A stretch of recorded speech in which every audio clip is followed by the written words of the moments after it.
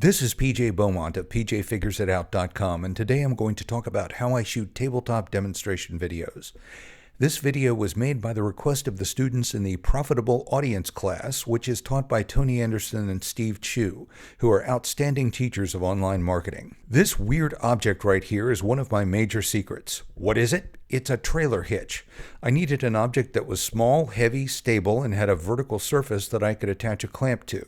I was in an auto supply store and passed the trailer hitches, and a bell went off in my head. That's a common occurrence. This thing here is a small articulated arm, and there are many brands you can get on Amazon.com. This bigger one is a Bogan Magic Arm with a Bogan super clamp on the end, and as you can see, it's much beefier. You don't have to use that big clamp with the smaller arm. It actually comes with this little one, which is all you need for lightweight objects. One way to hold the camera is to clamp the Bogan Magic Arm to the edge of the table. You can ignore all the stuff on the table. Those are things I'm either going to review or reviewed and just haven't put away yet. This is a Smith Victor Cine Traveler Light Kit. It can be battery operated or plugged in with an adapter. This is a MePhoto Sidekick smartphone adapter attached to a Sue-Ray tabletop tripod. Unfortunately, they don't make this red one anymore, just a black version. If I can get my clumsy hands to work right, you'll be able to see that it turns into a very nice little selfie stick. Ignore the ham radio rig in the background. Yeah, I'm one of those amateur radio nerds. Dang, I've got a lot of stuff I need to finish reviewing. Anyhow, this is how it turns back into a tripod, and then the legs fold up and the mount comes off, and it's a real small package that can fit into a camera bag. One other way to hold a camera is to attach your phone to the light stand using a Bogan Magic Arm.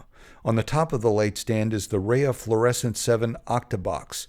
I recommend B&H Photo for photographic products, by the way. Here I am putting the phone back onto that MePhoto Sidekick adapter. One of the easiest pieces of photo equipment to make yourself is a reflector, in this case just a box with a standard piece of paper taped to it.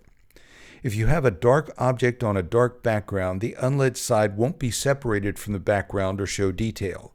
If you try and lighten the image up, the blacks will get washed out to gray. But if you put a reflector on the shadow side, you can see how a line of light separates the dark side from the background. Here's one of the ways to attach the small articulated arm to the trailer hitch. Here's what happens when I turn the big light off and go with just a small light. With either light system, you can get good results. Here's the summary. I use a small articulated arm to hold the light. I clamp it to a trailer hitch. One good camera mount is this little tripod and phone adapter. The Smith Victor Cine Traveler is a nice little light that can go right onto that articulated arm. This Rhea Octa 7 Octabox light is always set up by my table, and I can just turn it on and shoot. Another way to mount your camera is with a magic arm attached to your light stand.